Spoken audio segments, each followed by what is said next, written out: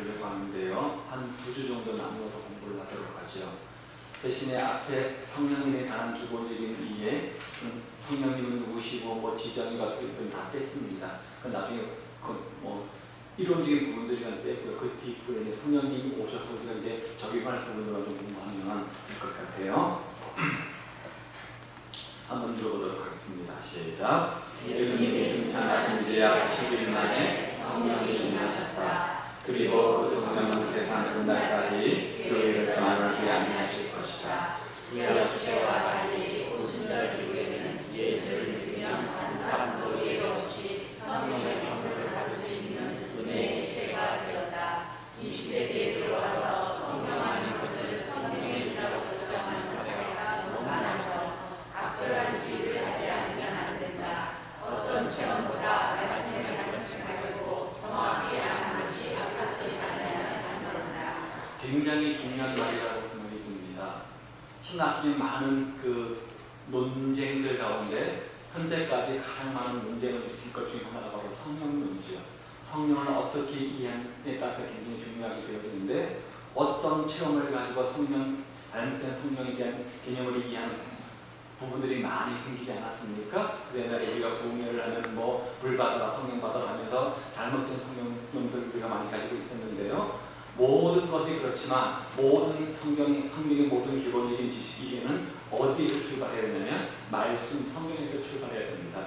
성경이 성령을 어떻게 가르치고 있는지, 성령 세례에 대해서, 성령 충만에 대해서, 성령의 은사에 대해서, 성령의 열매에 대해서 어떻게 가르치고 있는지, 이 부분을 집중적으로 본다고 한다면 지금 나타난 기현 현상들을 어떻게 이해할 것인가 우리가 분별하는 분별력을 가질 수 있다고 생각이 듭니다. 자, 그런 의미에서 이 성령론은 우리에게 굉장히 중요한 도움을 준다고 생각하고, 그래서 오늘 많이 오셔야 되는데 날씨가 추운 관계로 많이 가셔서 아쉬워요. 네.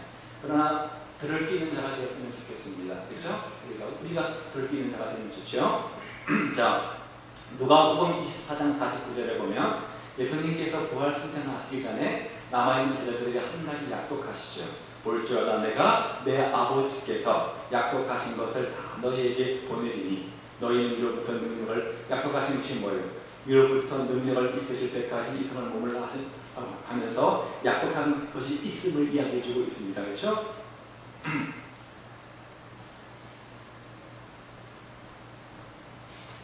오마이갓, 왜 이렇게 있죠? 자, 그런데 그 약속대로 오직 성령이 너희에게 임하시면 너희가 권능을 받고 예루살렘과 온 유대와 사마리아 땅끝까지 이르러 내 증인이 되리라. 따라서 그 약속하신 것이 이 요한복음에 여러 나와 있지만 성령임을 우리가 성령 가운데 우리가 아는 것은 그렇게 어려운 문제가 아닙니다.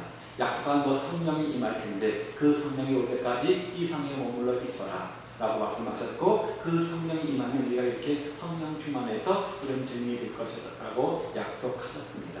이 약속의 말씀을 붙잡고 마가다라 강에서 120사도가 함께 모여서 간절히 성령이 임하실 것을 기도하지 않습니까? 그래서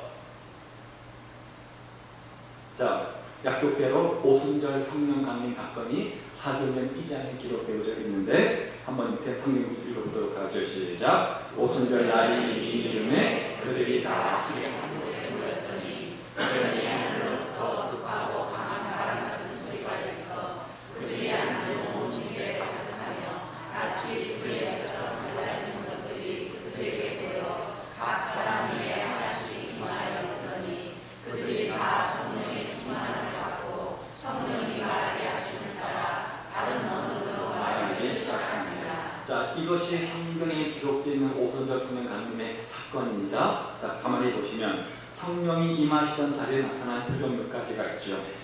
호련히 하늘로부터 급하고 강한 같은 바람 같은 소리가 임했습니다. 또요, 불의 혀처럼 갈라진 모습이 있었고요. 자, 불이 아니라 불의 혀처럼이에요. 그렇죠? 그리고 각 성령의 충만함을 받고 성령의 말하게 하심을 따라서 이전 성경 방언이라고 기록이 되어 있는데 새 성경에서는 다른 언어인 것을 분명히 이야기하고 있습니다. 다른 언어로 말하기를 시작하는 게 되었죠. 이런 현상들이 오순절 성령 강림 사건 때 일어나게 되었습니다. 자, 그런데 이 오순절 성령 강림이 신학적으로 가는 중요한 의미가 있습니다. 성령을 받은 사람들은 무엇을 말했다고요? 다른 언어로 말했다, 이렇게 말하죠. 여기서의 언어는 신비한 영적 언어가 아닌 방언이 아닌 외국어로서의 언어임을 성경은 분명히 하고 있습니다. 자, 왜 그러면 그 오순절 성령 강림 사건 속에서 다른 이방인의 언어들이 필요했을까? 성경에 보면 가끔 많은 사람들이 예루살렘 성에서 그렇죠? 오순절 날 절기를 지키기 위해서 많이 모여 있었던 것들을 보게 되어집니다. 그래서 성령을 통해서 그 사람들에게 그들의 언어로 하나님이 구원하신 계획들을 알리기를 원하셨던 거죠. 영어를 쓰는 사람, 일본어를 쓰는 사람, 중국어를 쓰는 사람, 다양한 언어를 쓰는 사람들이 모여 있는데 그들에게 하나님의 구원 계획을 알리기 위해서는 그들만의 언어가 필요했던 겁니다. 그래서 다른 언어로 말했던 것들을 보게 되어지죠. 그렇다면 성령 받으면 누구나 다 방언하는 건가? 오늘 말씀에 보면 그렇지 않다는 거죠. 방언은 성령의 하나의 은사일 뿐 모두가 성령 받았으니 모두가 방언을 해야 되는 것은 아닙니다. 그렇죠? 은사라고 하는 것, 우리가 다음 주에 공부할 텐데요. 은사라고 하는 것은 성령이 우리에게 임하시면 모두가 하나 혹은 두 가지 이상의 은사는 다 같습니다. 그렇죠? 발견했건 못 발견했건 모두가 우리 성령의 은사를 가지고 있습니다. 그런데 그것들을 잘 활용하는 사람이 있는가 하면 그렇지 못한 사람도 있습니다. 그래서 많은 성령의 은사 가운데 하나가 방언이기 때문에 어떤 사람은 방언의 은사를 갖기도 하지만 그렇지 못하기도 합니다. 그런데 방언의 은사는 독특한 면이 있어서 누구든지 사모하는 마음을 가지면 주신다고 말씀을 하셨어요. 그렇죠? 그러나 모든 성령 받은 사람 모두가 방언의 은사를 갖는 것은 아니라는 거죠. 그럼 오순절 성령 특강에서 모든 성도가 말하는 건 뭐냐? 그것은 독특한 오순절의 구원 사역을 위해서 특별한 언어를 우리가 이렇게 알아야 된다는 거죠. 따라서 오순절 성령 강림 사건은 단일의 사건, 단 한 번입니다. 성령님이 딱 한 번 오시면 되는 거지 계속 왔다 갔다 하지는 않는다는 거죠. 한 번 임하면 끝입니다. 그런 의미로 우리가 이제 오순절 성령 강림 사건을 우리가 신학적으로 이해를 하죠. 오순절에 성령이 임하심으로 그 후에 예수 믿는 모든 사람이 그 성령을 받게 되는 겁니다. 예수님께서 이 땅에 오셨습니다. 몇 번 오셨어요? 한 번 오셨습니다. 그 한 번의 십자가의 사건으로 과거, 현재, 미래 모든 인류가 다 구원받는 것과 마찬가지인 거죠. 이 약속은 너희와 너희 자녀와 모든 먼데 사람 곧 우리 주 하나님이 얼마든지 부르신 자들에게 하신 것이다 라고 말씀하시면서 모든 사람에게 성령이 적용됨을 말씀하고 계시죠. 베드로가 약속한 것은 그들에게 신비한 성령의 체험을 약속한 것이 아니라 약속대로 하나님의 약속, 예수님의 약속대로 성령의 임재와 내주하심을 약속한 겁니다. 내가 약속한 대로 성령님 보혜사를 보내줄 텐데 그 약속이 오순절 성령 강림 사건을 통해서 이루어진 겁니다.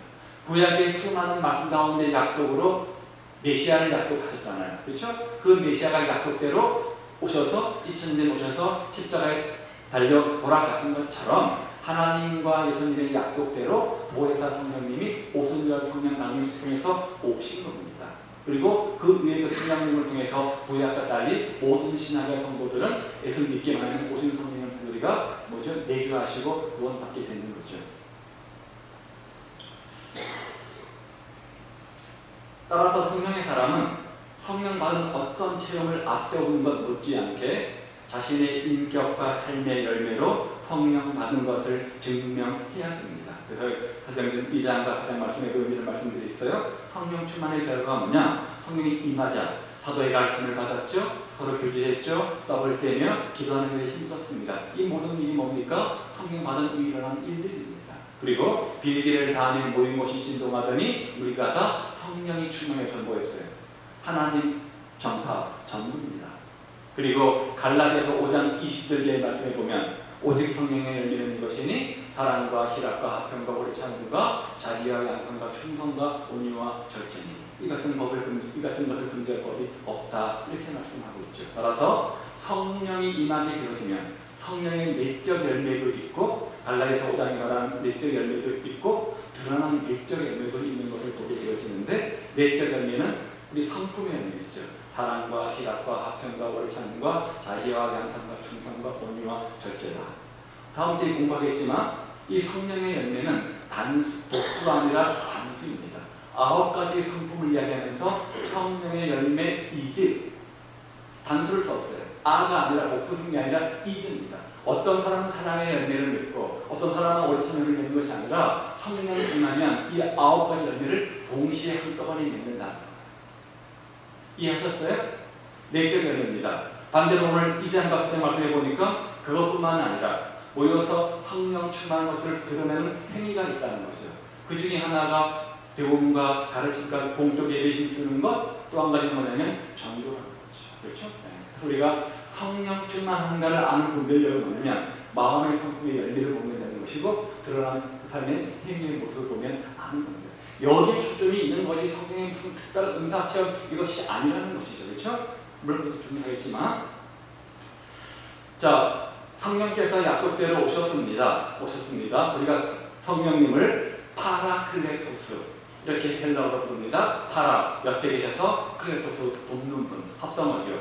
옆에 계셔서 돕는 분. 그래서 영어로 헬퍼라고 되어져 있죠. 그렇죠? 우리나라 성경에는 보혜사, 돕는 분은 그렇게 해석이 되어져 있습니다. 그렇죠? 예수님의 사역을 대신고 와서 우리를 돕는 분이 바로 보혜사, 헬퍼, 성령님. 자, 헬퍼, 보혜사 이런 말이 성령님의 역할이 무엇일까 우리에게 보여주는 겁니다. 구원받은 우리가 올바른 신앙생활을 할 수 있도록 옆에서 격려하고 위로하고 돕는 자가 누구라는 거예요? 성령님이라는 거죠. 좀 더 엄격하게 말하면 우리 안에 계신 분이 예수님입니까? 성령님입니까? 성령님입니다. 그렇죠? 예수님으로 구원받지만 우리 안에 계셔서 우리를 보증하시고 인치시고 살피시고 도우시는 분은 헬퍼 돕는 자인 성령님이십니다. 그러나 예수님 이꼴 성령님 이꼴 하나님 흔히 하나님과 예수님으로 부르는 것이죠. 자, 그 성령께서 오셨습니다. 왜 오셨을까요? 목적이 있지 않겠습니까? 핵심용이 있지 않겠습니까? 여러 가지가 있지만 그 사이의 본질은 이겁니다. 한번 읽어보도록 하죠. 시작. 성경은 아들은 아버지를 영화롭게 하기 위하여 왔고 성령의 일은 아들을 영화롭게 하는 것이며 성령은 항상 초점을 아들에게 맞추고 한다고 말한다. 따라서 성령은 영광스러운 구속주께 영광을 돌려 예수님의 진리를 명확하게 이해시키는 애써자 무지한 왜 이렇게 문제가 있나? 자, 무지한 영혼이 그 진리를 받아들이도록 조명하는 역할을 감당하실 것이니라. 그리스도의 임재를 알리시고 그분과 사귀도록 우리를 도우시며 세상을 향하여 그리스도를 능력 있게 증거하도록 하신다. 결국 성령께서 하시는 사역의 본질은 처음부터 끝까지 주 예수 그리스도이시라 사실을 알아야 한다. 무슨 말이에요? 복잡하게 써놨지만 예수님이 오신 목적은 하나님을 영화롭게 하고 하나님을 대신하는 것처럼 성령께서 오신 목적은 예수님을 대신해서 예수님을 영화롭게 하는 것이다. 따라서 성령 사역 이꼬로 예수님의 사역, 성령님의 일 이꼬로 예수님을 이렇게 보아야 한다는 것이죠. 따로 특별한 것을 하기 위한 것이 아니라 예수님의 사역을 계승해서 이어서 쭉 연결시키도록 하기 위해서 성령께서 우리에게 오셨다는 겁니다. 그렇죠? 그 얘기예요. 신학적인 뭡니까? 이거 지금 제가 한도가 안 돼 있어서 자, 읽어보죠. 그러나 주의 성령이 오시면 그가 너희를 모든 길 가운데로 인도하시리니 그가 스스로 말하지 않고 오직 들은 것을 말하며 장래일을 너희에게 알리시리라. 그가 내 영광을 나타내리니 내 것을 가지고 너희에게 알리시리라. 지금 드린 말씀의 내용입니다. 그렇죠? 그렇죠? 네. 오직 들은 것을 가지고 스스로 말하지 않고 하신다는 거죠. 그래요? 그러나 내가 너희에게 실상을 말하노니 내가 나타나는 것이 너희에게 이르리라. 내가 나타나지 아니하면 너희사가 너희에게로 오시지 아니할 것이요 하면 내가 그를 너희에게로 보내리니 그가 와서 죄에 대하여 의에 대하여 심판에 대하여 세상을 증언하시리라. 네. 예수님의 성령님 보혜사 사이에 어떤 것인지 official 설명해 주고 있습니다. 한번 하도록 하죠. 자, 성령의 본질적 사역 하나는 성령 우리를 중생하도록 만드신다는 것이 오셔서 죄에 대해서 하고 뭐 의에 대해서 하고 얘기했는데 예수님의 사역도 계승한다고 했는데 또 우리가 신앙적으로 보면 하나는 성령은 우리에게 중생을 주신다는 거예요. 자, 중생은 이런 뜻이죠. 한번 읽어볼까요?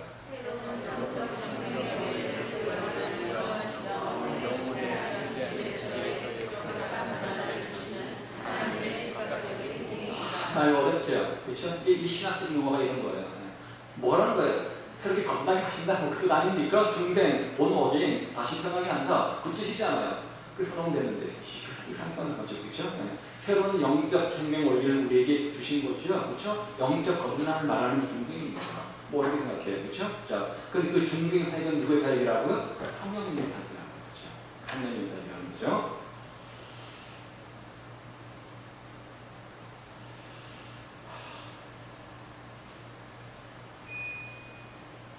이게 왜 좀 이렇게 나오죠, 이거? 한꺼번에 쫙 나와야 되는데. 자, 한번 읽어볼까요? 그는 허물과 죄로 죽었던 너희를 가르쳤고요. 사람이 물과 성령으로 만나지 아니하면 하나님의 나라에 들어갈 수 없느니라. 물 이꼬르 성령, 물도 성령을 강조하는 거죠. 중생의 사역은 성령님의 사역인 것들을 이야기해주는 성경 구절입니다. 두 번째는요, 성령께서 중생하실 때 우리가 그 결과 뭐죠? 거듭나는 속에서 뭐죠? 성령 세례를 받게 되어지죠. 성령 세례를 받게 되어지는데요. 우리가 유대인이나 헬라인이나 종이나 자유인이나 다 한 성령으로 세례를 받아. 한 성령으로 세례를 받죠. 한 몸이 되었고 또 한 성령을 마치게 한다. 우리가 이제 세례실 과연 우리 육신의 눈으로 보니까 이해가 되는데 성령 세례? 언제 그렇게 나 세례를 주셨지? 여러분 보셨어요? 경험하셨어요? 그렇죠? 네. 참 애매한 부분들입니다. 뒤에 공부하도록 하죠. 자, 성령 세례. 자, 성령 세례를 주신다는 거죠. 그 다음에 본 어린 시킨 사람에게 성령 세례를 주시죠. 그 다음 단계는 뭡니까? 내주하시는 겁니다. 성령 세례를 주시다니 내주하시는 거죠. 자, 시작. 내가 어저께 구하겠으니 그가 또한 다른 회사를 너희에게 주사 영원토록 너희와 함께 있게 하리니 그는 진리의 영이라 세상은 능히 그를 받지 못하나니 이는 그를 보지도 못하고 알지도 못하니라. 그러나 너희는 그를 아나니 그는 너희와 함께 거하시며 또 너희 속에 계시겠습니다. 반복되는 단어가 뭡니까? 함께 있겠다는 겁니다. 성령이 우리 안에 내주하신다는 거죠. 그렇죠? 내주, 뭐 내재하신다고 하는데요. 내주하신, 들어오신다는 거죠. 그렇죠? 들어와서 함께 한다는 거죠. 그런 다음 우리가 너는 내 것이라고 인치심이 있겠죠. 자, 시작. 그 안에서 너희의 진리의 말씀 곧 너희의 구원의 복음을 듣고 그 안에서 또한 믿어 약속의 성령으로 인치심을 받았으니. 인친단 말의 의미가 뭐예요? 여러분 마지막 계약서 쓰고 도장 찍잖아요, 그렇죠? 거기 보면 도장이 뭐라고 어떻게 돼 있어요? 유영국하고 뭐 있죠? 말편자가 인, 그렇죠? 유영국 인 이렇게 하지 않습니까? 요즘은 사인 많이 하지만 인 씁니다. 그 말이니까 딱 뭐죠? 도장 박는 거죠? 인치는 거죠. 내 거라고 인정하는 것을 말하는 거죠. 인친다. 인친다. 그 다음에 이제 내 것이라고 보증하는 거죠. 자, 보증. 자, 시작. 성령을 너희와 함께 그리스도 안에서 굳건하게 하시고 우리에게 기름을 부으신 이는 하나님이시니 그가 또한 우리에게 인치시고 보증으로 우리 마음에 성령을 주셨느니라. 그렇죠. 자, 인치신 다음에 보증으로 이제 확신을 주는 거죠. 그렇죠? 확신을 주는 거죠. 확실하게 해서 뭐 합니까? 보증이 됩니다. 자, 보증은 성령께서 우리가 하나님의 자녀가 되어 구원받은 것들을 보증하신다는 거예요. 자, 이 모든 사역들이 다 누구의 사역이라는 거예요? 성령님의 사역이라는 거죠. 자, 그렇다고 한다면 우리가 구원을 받고 구원의 확신을 가지고 재산을 받고 살아가는 데 있어 성령의 역할이 얼마나 중요한지 우리가 보게 되었지 않습니까? 따라서 그 성령님을 우리는 인격적으로 대해야 되고 성령님의 인도하심을 민감하며 성령님께 민감해서 성령님을 근심하지 말고 근심하다가 보죠. 구별하지 말고 근심하지 말라는 거죠. 자꾸 마음속에 어떤 생각들을 주시는데 그 뜻을 제한하거나 무시하는 것이 바로 소멸, 근심하지 말라는 데살로니가서 5장 19절인가 이 말씀이죠. 자, 그렇게 이제 우리가 성령 세례받고 인치심을 받으면 우리는 이제 성령의 사람이 되어지는데 그때서는 우리 많은 단어 중에 하나가 성령 충만이라는 말을 쓰게 되어지고 성령의 은사라는 말을 쓰게 되어지고 성령의 열리는 말들을 쓰게 되어집니다. 성령 세례, 성령이 내주하신 힘이 나타나는 현상들인 것들이죠. 자, 이런 말들을 많이 쓰지 않습니까? 우리가 성령하면 떠오르는 단어들이 이런 겁니다. 성령 세례, 성령 충만, 성령의 은사, 성령의 열매들. 자, 이것들은 어떤 의미가 있는지 한번 생각해 보면 좋을 것 같아요. 자, 아까 제가 성령 세례 내주하심 인치심 보증을 설명했는데요. 이것은 뭐 시간별로 있는 것이 아니라 차라리 성령입니다. 한꺼번에 동시에 일어나는 것입니다. 그래서 약간 좀 다른 대신 앞서보래요. 성령 세례와 성령의 내주하심을 구분하는 경우도 있지만 보통은 성령 세례 동시에 성령의 내주하심을 같이 같은 현상을 보는 견해가 우세하다는 것을 염두에 두시면 좋을 것 같아요. 뭐 상관없습니다. 그러니까 성령의 세례 중에서 우리가 모든 내주하심과 인치심과 보증하심을 받게 되어진다는 것이죠. 자, 한번 읽어봅니다. 시작. 술 취하지 말라. 이는 방탕한 소리시니 오직 성인 좋은 성만을 받으라. 시와 찬송과 시와 노래들로 서로 화답하며 너희의 마음으로 주께 노래하며 찬송하며 감사해 우리 주 예수 그리스도의 이름으로 항상 아버지께 감사하며 그리스도를 경외함으로 피차 복종하라. 이거는 뭐에 대한 성경 구절인가요? 성령 충만, 그렇죠? 성령 충만 늘 잘 써먹는 구절 중에 하나가 바로 이 성경 구절이죠. 성령 충만에 대한 얘기입니다.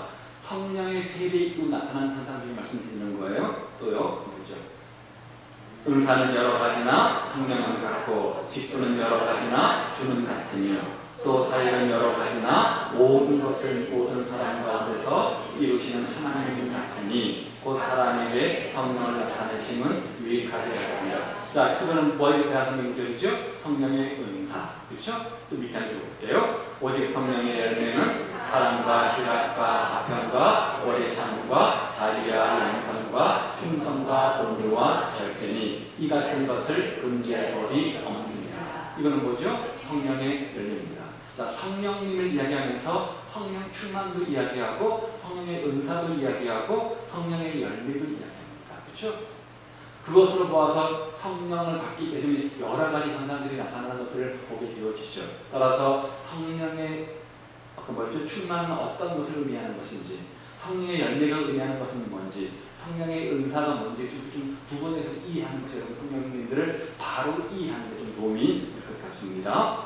자, 그래서 우리가 이제 성령 충만, 성령의 은사, 성령의 열매 이렇게 들어보려고 하는데요. 오늘은 성령 세례, 성령 충만까지만 한번 나가보도록 하죠. 성령 충만. 성령에 관한 용어들이 주로 이런 것들이죠. 성령 세례, 성령 충만, 성령의 은사, 또 한 가지는 성령의 열매. 자, 이 네 가지 용어들을 가지고 한번 성령님에 대해서 함께 공부를 해가면 좋을 것 같습니다.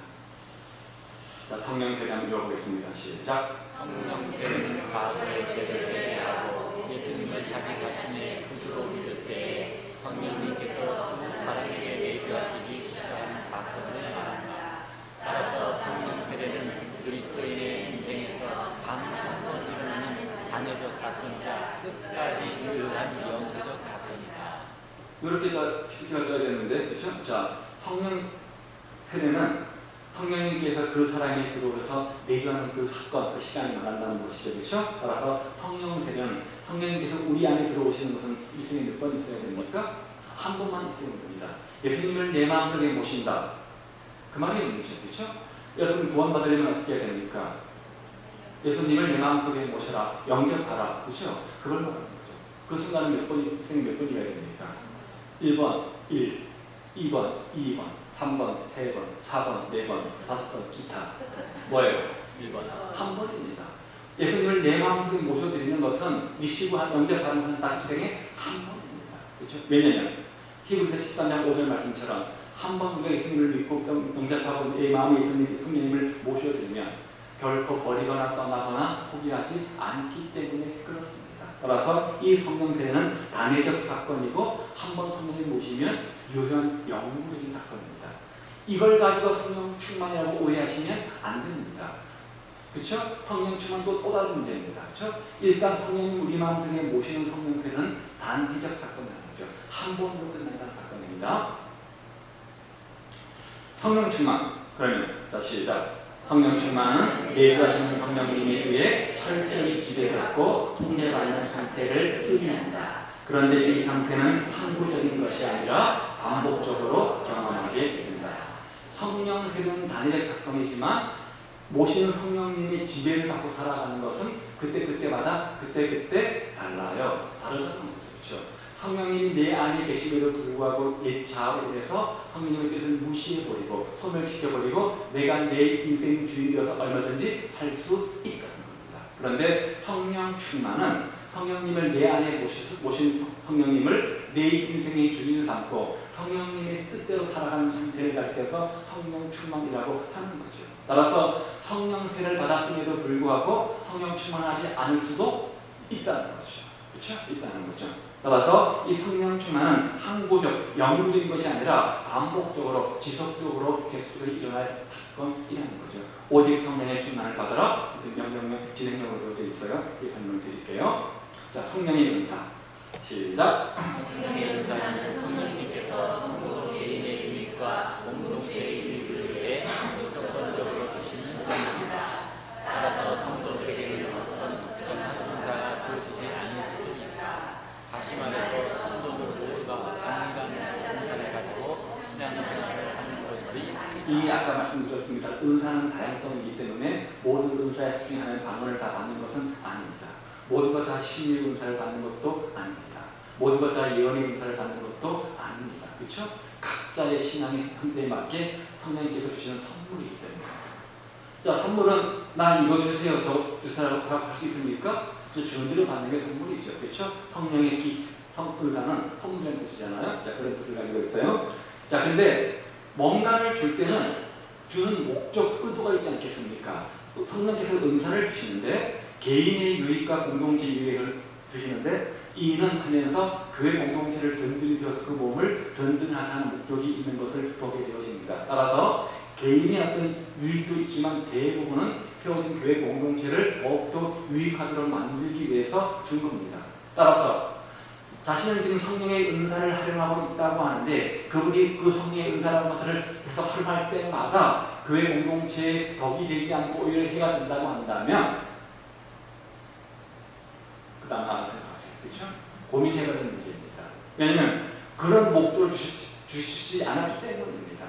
반드시 주시는 성령의 은사, 이것이 성령의 은사라고 한다면 그것들이 활용될 때마다 그것을 인해서 교회 공동체가 든든히 세워져 가야지, 유익해야지 그것이 올바른 겁니다. 잘못 사용하고 있거나 엉뚱한 것을 받았거나 뭐 둘 중에 하나겠죠. 그런데 중요한 것은 성령께서 우리 안에 내주어 계시면 성령 세례를 받으면 누구나 다 할 것 없이 성령의 은사를 다 선물로 받게 되어진다는 겁니다. 제가 몇 년 전에 이 은사에 대해서 한번 쭉 공부를 한 적이 있었어요. 또 공부했었죠? 기억이 안 나시죠? 네, 그렇죠? 자, 분명히 했습니다. 제가 강의 한번 드렸죠? 그렇죠? 공부했어요. 찾아보세요. 제가 있을 거예요. 자, 성령의 열매. 그 다음에 자, 시작. 성령의 열매는 성도들의 믿음이 참된 믿음인지 아닌지 드러내주는 표지가 됩니다. 성령께서 예표하신 성도들의 삶 속에서 성령의 열매는 필연적으로 맺어지게 되어 있다. 성령의 열매는 성도의 인격과 승과 밀접한 관련이 있다면 성령의 은사는 그렇지 않다. 성령 충만은 성령 세례, 성령의 열매는 성령 세례, 성령 충만의 결과물이겠죠. 결과물이겠죠. 성령 세례가 중요하냐, 성령의 은사가 중요하냐, 성령 충만이 중요하냐, 성령의 열매가 중요하냐. 저는 이 성령의 열매라고 말하겠어요. 성령의 열매라고 말하겠어요. 성령의 열매는 이 사람이 얼마나 성령의 사람인가, 성령의 은사를 제대로 하려고 있고 얼마나 성령 충만한 삶을 잘 살고 있는가를 보여주는 평가하는 결과물이 되기 때문에 그렇죠. 이 말씀처럼 저 사람의 믿음이 참된 믿음인가? 저 사람이 성령 충만한 사람인가? 나는 성령 충만해. 내 믿음은 굉장히 좋아. 아무리 입으로 떠들어도 그건 소용없고 그 사람의 나타나는 표지인 성령의 열매를 보면 아는 거예요. 그 사람의 인격과 행위를 보면 아는 거죠. 말로 그 사람의 인격과 신앙을 우리가 평가하지 않습니다. 뭘로 합니까? 나타난 삶의 모습, 그 사람의 행위로 가지고 그 사람을 평가하잖아요. 아무리 성령 충만을 떠들고 성령의 은사를 이야기하고 믿음을 이야기해도 나타나는 어떤 표지 열매가 없다고 한다면 아닌 거죠. 성령님께서 내주하시는 성도의 삶 속에는 반드시 성령의 열매가 필연적으로 맺히게 되어져 있답니다. 저는 20년 예수 믿는데 아직 성령의 열매가 없는데요. 심각한 문제입니다. 뭐부터 짚어봐야 돼요? 구원의 문제부터 짚어봐야 되는 거죠. 성령이 우리 안에 임하시면 씨앗이 뿌려진 거잖아요. 성령의 씨앗이 심어진 거잖아요. 그것이 제대로 살아있는 씨앗이라면 어떻게 될까요? 때가 되면 반드시 열매를 맺게 되어 있습니다. 그게 뭐라는 거예요? 성령의 열매라는 거예요. 근데 이게 없다? 그러면 심겨진 씨앗이 죽었거나 씨앗이 안 심어졌는데 심어진 걸로 착각을 하거나 둘 중에 하나인 거죠.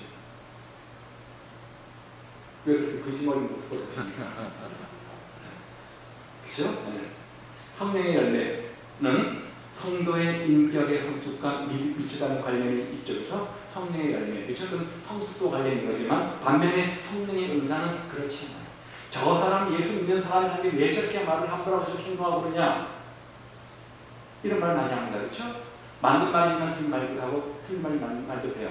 반만 맞는 거죠. 성령의 은사를 볼 때는 맞는 말이지만 성령의 열매를 볼 때는 반대죠. 그렇죠? 성령 충만 성령의 열리는 사람은 당연히 인격의 성숙이 있으니까 옛날보다 더 말도 언행이 달라져야 되겠죠. 그런데 그걸 달라지게 만드는 것은 성령의 열매지 성령의 은사는 안 되는 거죠. 성령의 은사가 많은 사람이 이꼴 성령 충만 성령의 열매가 많으냐? 그건 아니에요. 그건 아니라는 거죠.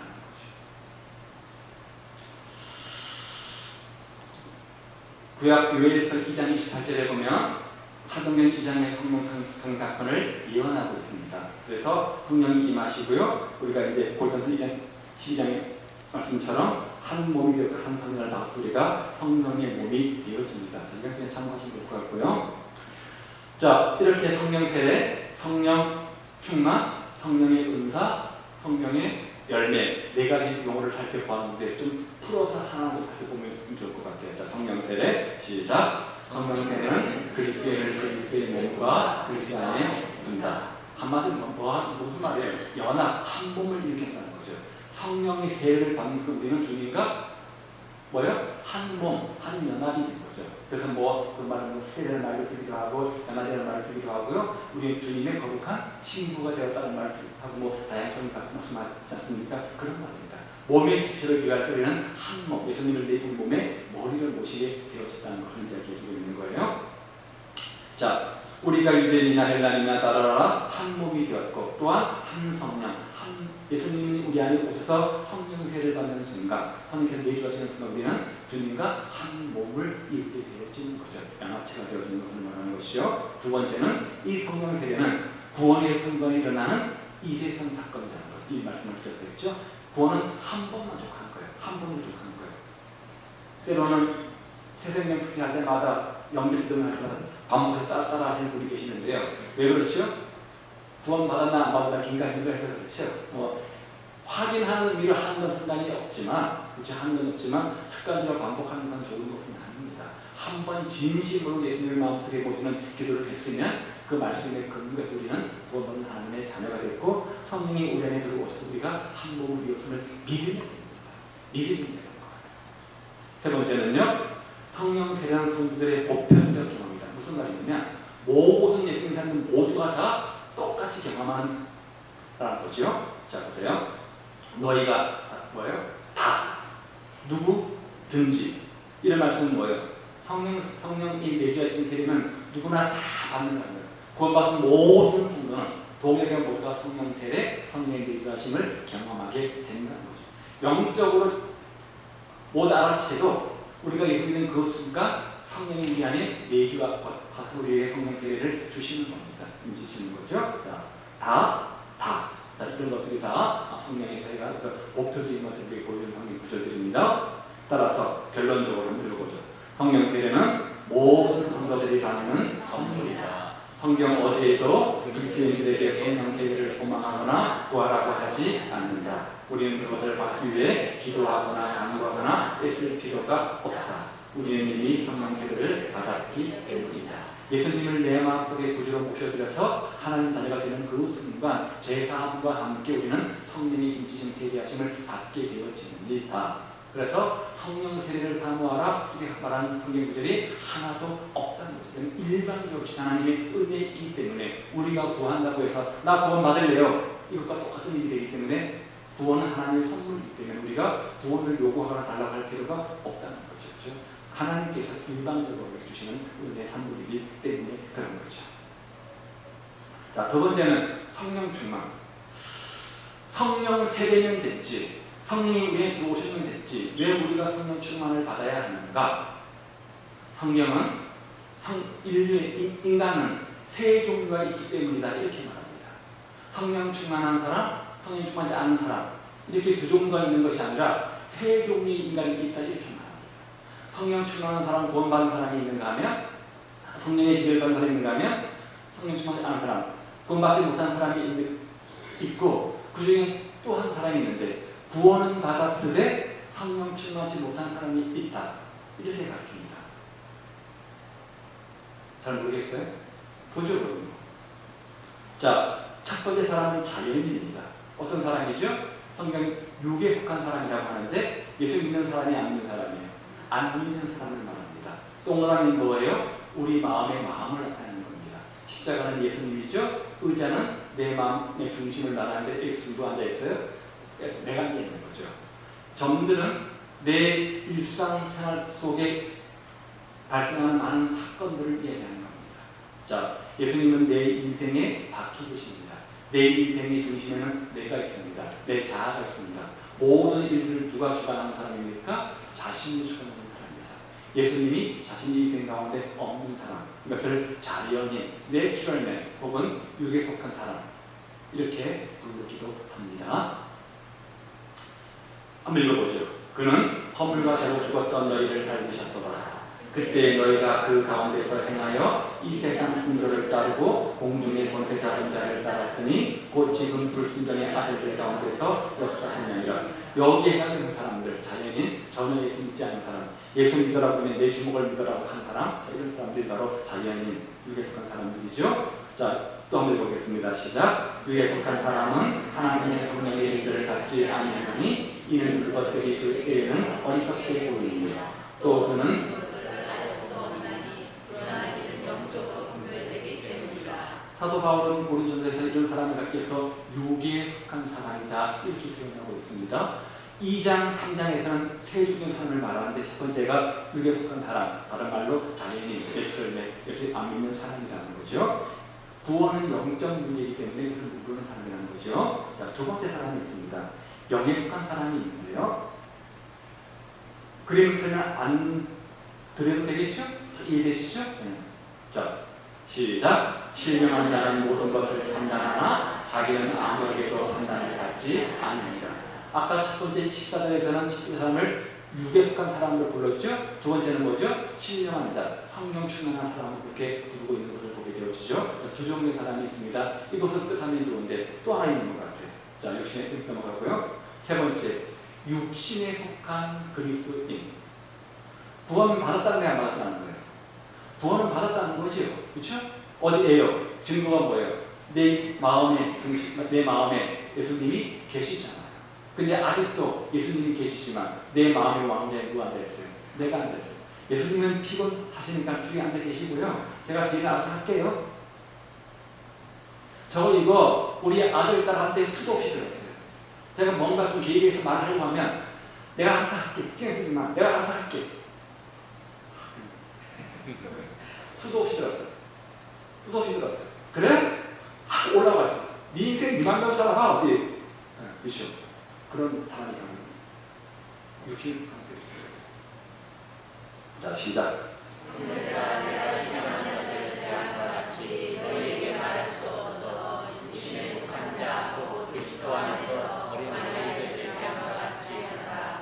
내가 너희를 정성으로 보고 바로 너희가 하지 않으니 너희가 당당한 자를 사셨으나 지금도 달라 너희는 아직도 육신에 속한 자로 다 너희 가운데 시기와 분쟁이 있으니 어찌 육신에 속하여 사람을 따라 하느냐니.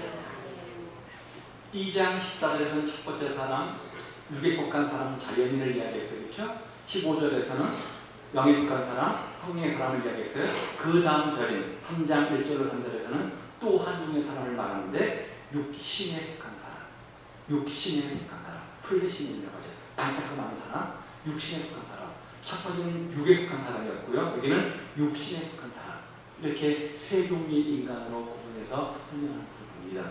구원은 받았지만 아직도 육신적인 자아가 내 인생의 주인 역할을 한 상태를 가리켜서 육신에 속한 사람, 다른 말로 뭐냐면 어린아이다 이렇게 지표를 하고 있습니다. 그렇죠? 찰스 스윈이라는 유명한 학자가 신학자죠. 이런 말을 했어요. 한번 읽어보겠습니다. 그리스도인이 되는 것과 성령 충만한 그리스도인이 되는 것은 별개의 문제다.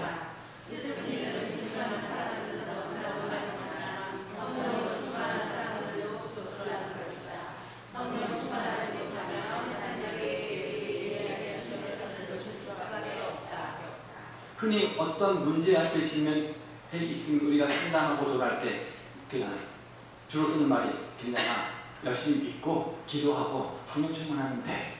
그렇죠? 성령 충만은 만사 오키 아닙니까? 모든 형통의 비결은 뭡니까? 성령 충만. 우리가 너무나 쉽게 말을 해요.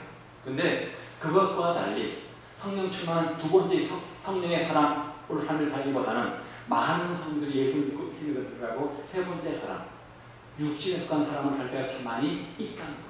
그래서 진정한 성령 충만이 무엇인지, 진정한 예수 믿는 삶의 모습이 무엇인지 모르고 세상의 빛과 소금된 역할이 아닌 세상의 그 집단거리가 되는 그런 모습으로 살 때가 참 많이 있는 것을 보게 되어지죠. 찰스 스윈들이 말한 것처럼 성령으로 충만한 사람들은 그 소소한 안타까운 현실을 우리가 직면하게 되어집니다. 그렇죠? 성령 충만은 성령 세례의 결과죠. 그러므로 성령 세례가 핵심할 때 단 한 번 일어나는 것이라고 한다면 성령 충만은 그리스도의 삶 속에서 지속적으로 진행되는 과정 동안 활동이며 내주하시는 성령님에게 철저히 지배받고 통제받는 상태를 말하죠. 성령 세례는 우리를 인치시구에 들어오신 사건을 말한다고 한다면 그 다음에 내 마음속에 들어오신 성령님을 모시고 성령 중심의 삶을 갖고 통제받는 상태를 가리켜서 성령 충만이라고 말하는 거죠. 그렇죠? 그럴 때 성령 충만할 때 나타나는 열매가 성령의 열매인 거죠. 그렇죠? 성령의 열매와 달리 내주하신 바로 나타나는 것이 성령의 은사죠. 그렇죠? 성령의 은사죠. 그리고 성령님을 지혜받고 성령님의 중심의 삶을 살아갈 때 나타나는 결과물이 바로 성령의 열매인 거죠. 그렇죠? 따라서 성령의 은사보다는 성령의 열매가 더 귀하고 가치 있고 그분의 인격과 신앙의 성숙도를 판단하는 중요한 열쇠가 되는 겁니다. 그래서 성령 세례와 성령의 은사는 우리의 의지에 무관없이 일반적으로 주는 것이라고 한다면 그 다음 성령 충만과 성령의 열매는 우리의 의지와 상관이 있는 거죠. 우리가 어떻게 하느냐에 따라서 성령 충만, 성령의 열매를 맺고 안 맺고 할 수 있는 겁니다. 성경에 보면 여러 가지 형태로 성령 충만이 나타나 있는데요. 자꾸 들으십시오. 너무 복잡하니까. 특별한 사명을 부여할 때, 어떤 특별한 직분의 사명을 부여할 때 주권적으로 주시는 것이 성령 충만의 모습으로 나타나 있고요. 헌신된 그리스도인의 정상적인 특징이 이제 성령 충만으로 나타나 있죠. 어떤 특정한 사역이나 직책을 줄 때 성령 충만, 성령의 기름을 부으셔서 안산됨에 보내기도 하죠. 바나바라는 사역을 세울 때 성령이 임하셔서 성령 충만한 다음에 하고, 그래서 직분자의 그 조건이 뭡니까? 누구죠? 바나바를 세울 때도 성령 충만한 자라, 성령 충만한 자라, 그렇죠? 말씀하고 있지 않습니까? 성령 충만은 즉각적으로 감당해야 될 일이나 어떤 위기 상황에서 준비시키기 위해서 또는 어떤 문제를 해결하기 위해서 성령 충만이라고 하는 도구를 통해서 이제 역할을 준다는 거죠. 들으시는 것 같아요. 삶을 구체적으로 살아가는 데 있어서 필요한, 그러니까 성도로서 구원받은 성도로서 성도답게 살아갈 수 있는 방법, 힘과 능력, 도구가 뭐냐? 성령 충만이라는 거죠. 그런 의미로 어떤 문제에 직면했을 때 성령 충만하면 돼. 이 말은 맞는 말이에요. 그 문제를 극복할 수 있는 기계는 뭐라는 거죠? 성령 충만인 거죠. 성령의 지배를 받는 거죠. 그래서 모든 성도들에게 성령으로 충만하라 이렇게 명령했습니다. 내가 네 마음속에 임했으니까 그 다음 네가 알아서 해가 아니라 모든 성도들은 성령 충만해야지 성령님께서 원하시는 다른 삶을 살 수 있다는 거죠. 원하시는 삶을 살 수 있다는 거죠. 그래서 그 필요한 도구라는 거죠. 성령 충만의 종류가 있는데 어떤 것들이죠? 이 말씀에 보면 오직 성령의 충만함을 받으라. 그리고 그 뒤에 나오는 것 성령 충만함의 결과입니다. 자, 어떤 것이 나타나냐면 영적인 교제, 시와 찬미, 그렇죠? 전심으로 드린 예배, 신령과 찬양도 나오죠. 그다음에 범사에 감사했고요. 겸손한 복종 네 가지가 나옵니다. 보십시오. 시와 찬송과 신령한 노래들로, 그렇죠? 이거는 교제죠. 하다 밤에 너희 마음으로 주께 노래하며 찬송하며, 이건 뭐죠? 이거는 예배죠. 예수님 이름을 항상 아버지께 감사가 나오죠. 또 복종이 나오죠. 이것이 성령 충만의 증거라는 거죠. 오직 성령의 충만을 받으면 이런 증거물이 나타나는데, 자, 이것을 골로새서 3장 17절인가요? 누가 한번 찾아보실래요? 제가 정확히 맞는지 모르겠는데.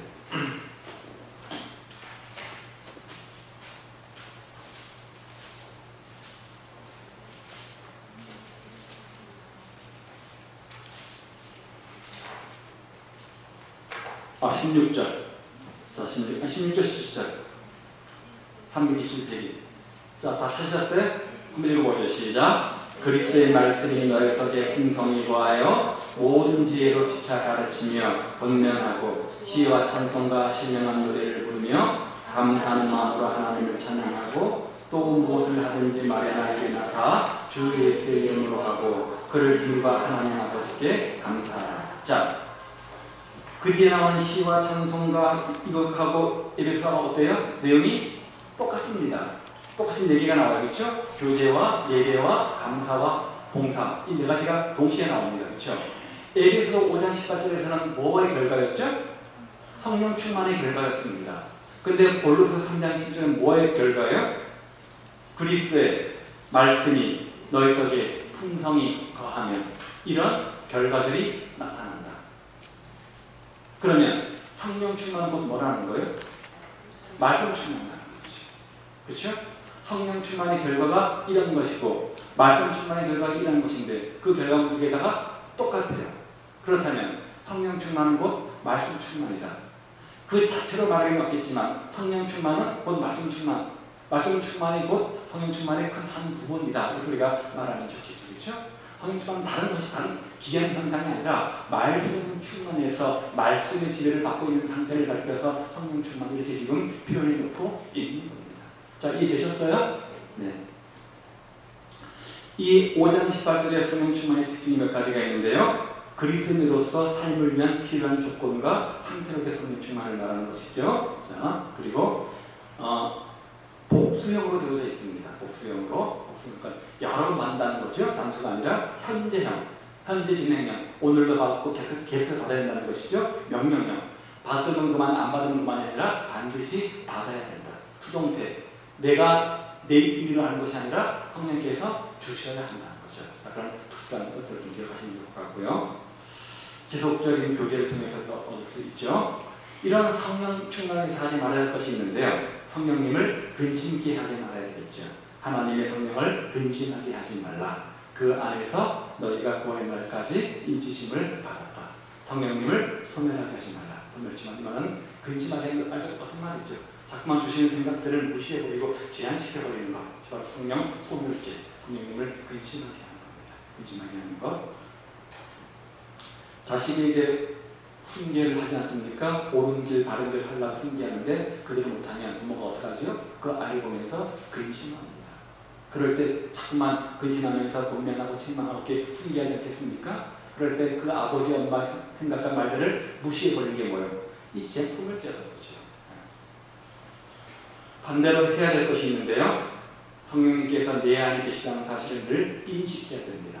너희가 하나님의 성령인 것과 하나님의 성령이 너희 안에 계신 것을 알지 못합니다. 늘 우리가 하나님의 거룩한 성령님을 인식한다면 조금은 그래요. 덜 함부로 말하고 덜 함부로 행동하겠죠. 그 다음에 성령님과 인격적 깊은 교제를 갖길 날마다 열망해야 되고요. 가장 즐거워하시는 일, 예수님을 깊이 알고 그걸 영악하는 일에 집중해요. 하나님이 기뻐하시는 일을 생각하고 그것을 위해서 우리가 힘쓰며 노력하는 삶을 살아야 되겠죠. 그렇죠? 그럴 때 성령 충만을 받게 되어지는데 오늘 우리가 성령 세례와 성령 충만을 살폈는데요. 성령 세례는 신분적 사실입니다.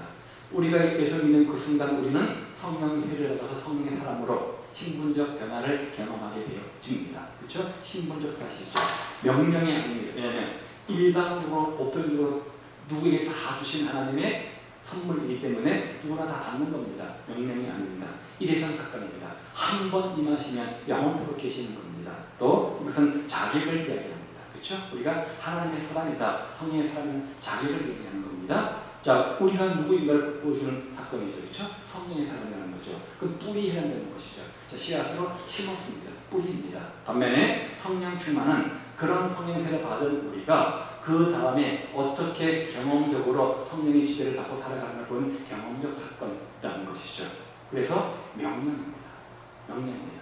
반드시 우리가 이것들을 지키도록 노력해야 된다는 거죠. 그리고 이것은 일회성 사건이 아닌 지속적 사건입니다. 이 말은 오늘 내가 성령 충만했는데 내일은 성령 충만하지 못할 수 있다는 겁니다. 오늘은 구원 받았는데 내일은 구원 못 받았다가 아니라 이건 일회성이기 때문에 그런 것이 없습니다. 그런데 성령 충만은 지속적 사건이기 때문에 오늘 성령 충만했다가 내일 기도 가서 열심히 은혜 받고 들어왔는데 집에 와보니까 자식들이 그냥 아주 그때 말을 개판을 해놓은 거예요. 순간 팍 올라와서 어떻게 합니까? 그냥 말로 어디 다 까먹지 않아요. 그렇죠? 이 뭐 같은 놈만 막 쏟아지지 않습니까? 그 순간 성령 충만이 뭐가 되는 거예요? 돌복이 되는 거예요. 돌복 맛있잖아요. 그럼 어떻게 해야 돼요? 또 받으면 되는 거죠. 지속적 사건이죠. 성령 충만은 성령의 지배를 받아 살아가는 능력 그 자체인 거죠. 어떻게 살 것인가의 문제이고 열매의 문제죠. 그렇죠?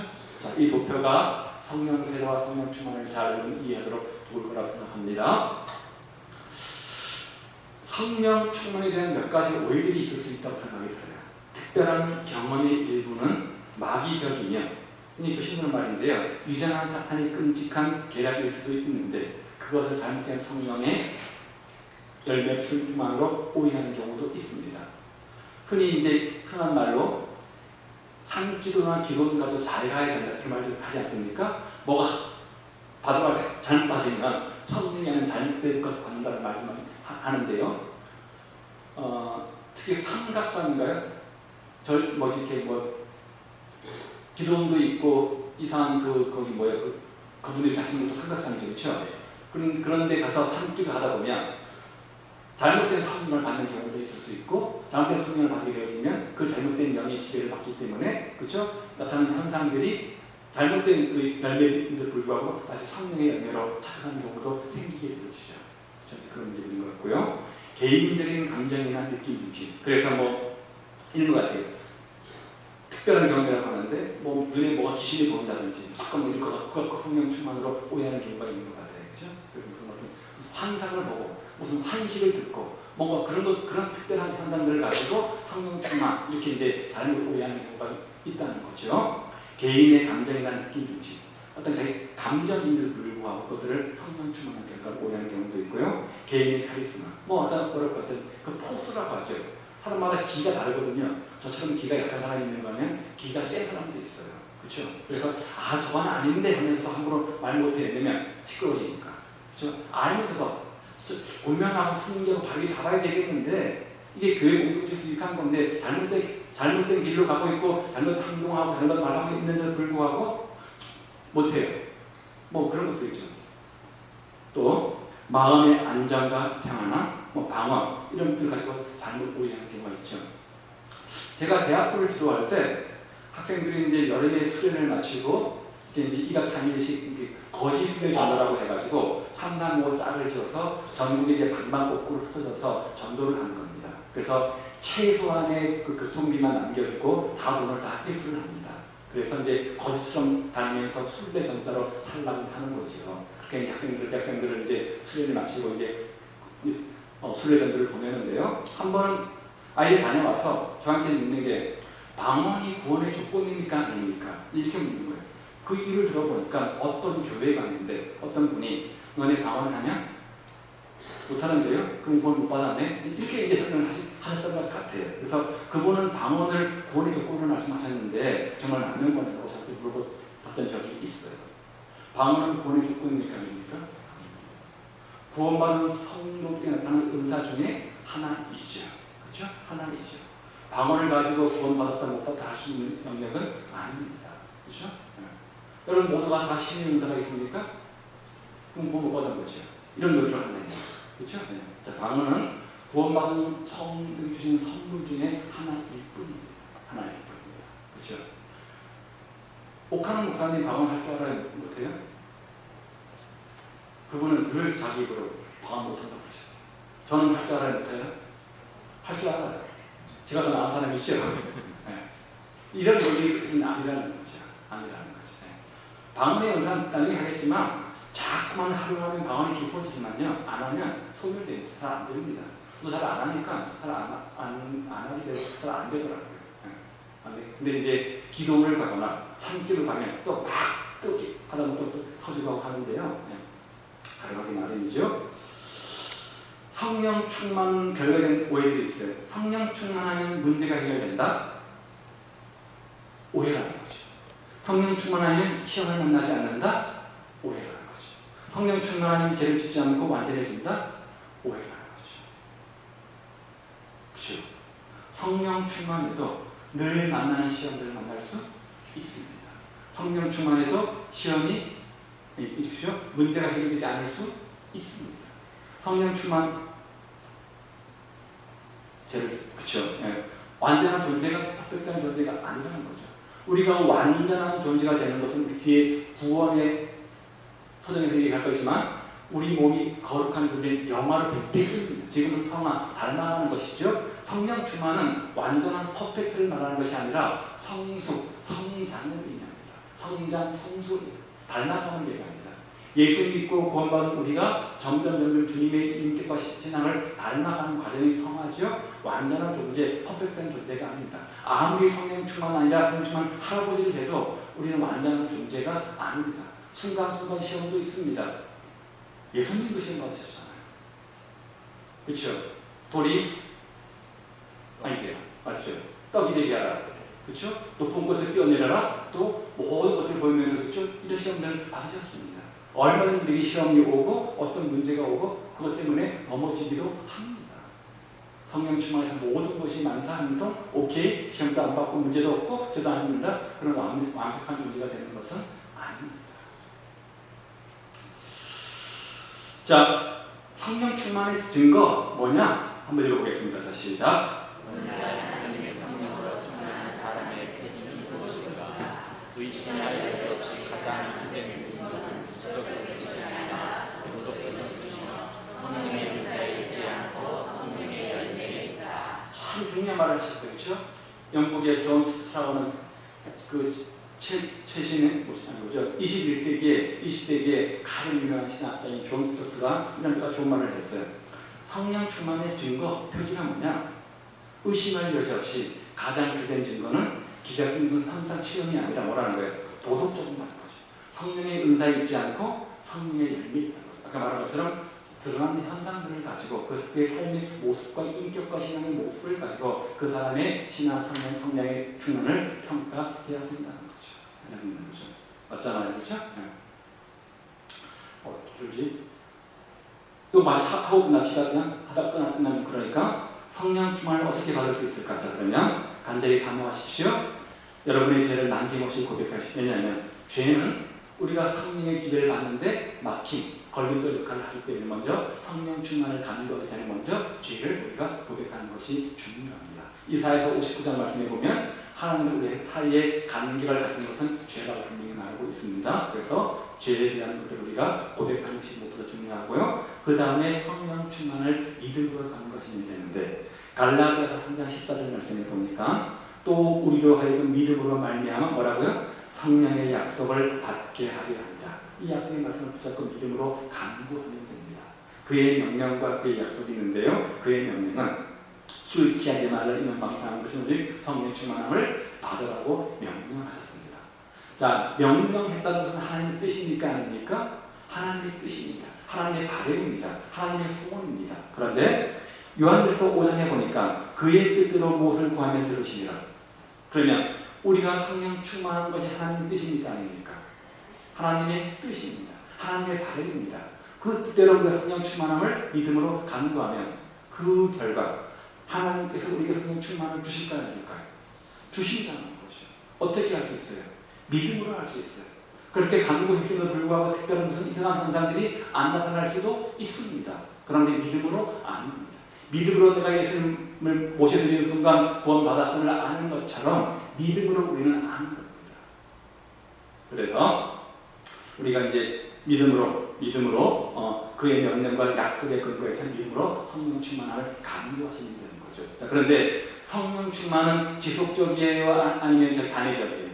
지속적, 반복적이라고 하잖아요. 그렇죠? 늘 까먹기 때문에 까먹을 때 어떻게 해야 되느냐? 그럼 다시 또 영혼의 호흡을 하시면 되는 거죠. 영혼의 호흡. 무슨 말이냐? 호흡은 두 종류가 있습니다. 더러운 공기를 내뿜는 것과 신선한 공기를 들이마시는 것이 있습니다. 더러운 공기를 내뿜는 것은 뭐냐면 아까 말한 것처럼 우리 더러운 죄를 고백하는 거죠. 그렇죠? 그리고 신선한 공기를 들이마시듯이 믿음으로 성령 충만함을 강구하는 거예요. 성령 충만한 삶을 살아가다가 내가 잘못된 죄로 인해서 성령 충만을 못한 상태가 있으면 그 즉시 영혼의 호흡, 내 죄를 고백하고 인정하고 고백한 다음 또 믿음으로 성령 충만함을 강구하시면 된다는 거죠. 바로 이것이 영혼의 호흡입니다. 영혼의 호흡입니다. 자, 여기까지네. 좀 정리해 볼까요? 어떻게 정리하죠?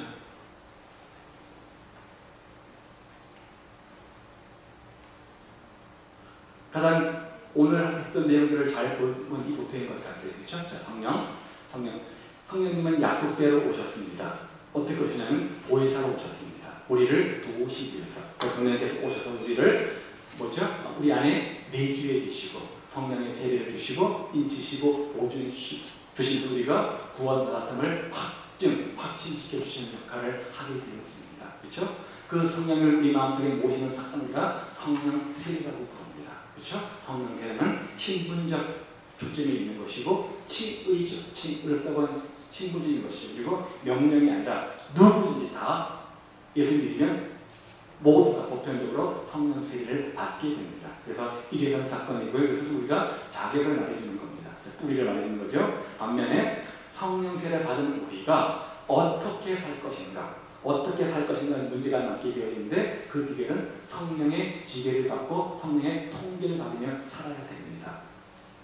우리 그것을 가지고 성령 충만이라고 말해요. 그렇죠? 성령 충만이라고 말해요. 성령 세례는 우리 같은 의지나 우리의 노력이 가미되지 않은 것이고 성령 충만은 우리의 의지나 노력들이 필요한 부분인 거죠. 그래서 경험적인 것이고 명령이고 지속적으로 반복적으로 받을 필요가 있고 성령 세례가 뿌리라고 한다면 성령의 충만은 열매에 해당되는 겁니다. 그 사람의 믿음과 인격을 평가할 때는 우리가 성령 세례 혹은 성령 은사로 보는 것이 아니라 성령 충만 혹은 성령의 열매를 가지고 그 사람을 보는 것입니다. 그 사람의 신앙을 평가하게 되어진 겁니다. 열매로 알리라. 그렇죠? 어떻게 성령 충만을 받을 수 있는가? 성령 충만을 반드시 사모하면 돼요. 그리고 주님과 나사에 맡긴 다음 죄의 문제를 우리가 믿음으로 용서함을 구하고 믿음으로 우리가 예수님 내 마음속에 들어오시라고 기도했던 것처럼 믿음으로 성령 충만을 사모하며 간구하면 되죠. 여러분 예수 믿을 때 구원받을 때 특별한 기이한 현상들이 일어났습니까? 그렇죠? 이것 때문에 많은 분들이 헷갈려하는데 그런 현상들이 없어도 상관없습니다. 우리의 믿음의 근거는 말씀에 근거한 것이지 어떤 신비한 체험에 근거한 것이 아닙니다. 마찬가지로 내가 성령 충만한가 아닌가? 성령 충만을 믿음으로 강구했으면 그 순간 우리는 성령의 충만을 받은 겁니다. 그렇게 믿으시면 되는 거예요. 그렇죠? 왜? 성령의 약속이니까. 성령 충만해서 성령의 열 맺고 살다가 또 성령 충만하지 못하면 또 다시 우리가 성령 충만해서 재고백하고 믿음으로 가운데서 받아들이면 되는 거죠. 그래서 점점 보고는 우리의 인격이 달라 성숙해 가는 거죠. 하루아침에 기적도가 아닙니다. 점진적입니다. 점진적으로 쫙 올라갑니다. 기록을 타면서 올라가는 거죠. 그렇죠? 성령 세례와 성령 충만입니다. 자, 그래서 이제 다음 주에는 성령 세례와 연관해서 성령의 은사, 성령 충만에 대해서 성령의 열매를 살펴보도록 그렇게 하겠습니다. 질문요.